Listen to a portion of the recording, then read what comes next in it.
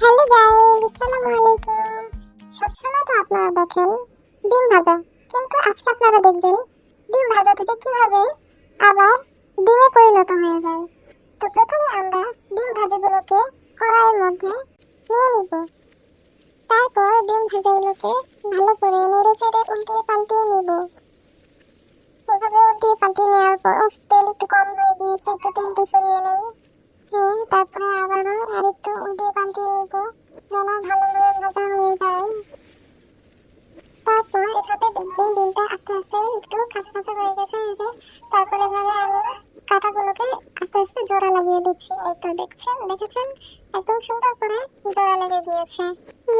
তারপর ডিমটা আস্তে আস্তে তাওয়ার মধ্যে থাকবে আর এভাবে আস্তে আস্তে উঠে আসবে ডিমটা। বাটি দিয়ে এভাবে দেখেছেন কত সুন্দর করে উঠে আসলো। তারপরে তেলটাও আস্তে আস্তে এভাবে শুকিয়ে যাবে, তেলটা আস্তে আস্তে উঠে যাবে, কড়াইটা পরিষ্কার হয়ে যাবে। তারপর দেখেন ডিমটা নাড়বো আমরা, নাড়তে নাড়তে নাড়তে নাড়তে ডিমটা একদম কুসুম সহ আলাদা হয়ে যাবে। তারপর মশলাগুলো আস্তে আস্তে আলাদা হয়ে যাবে যেভাবে।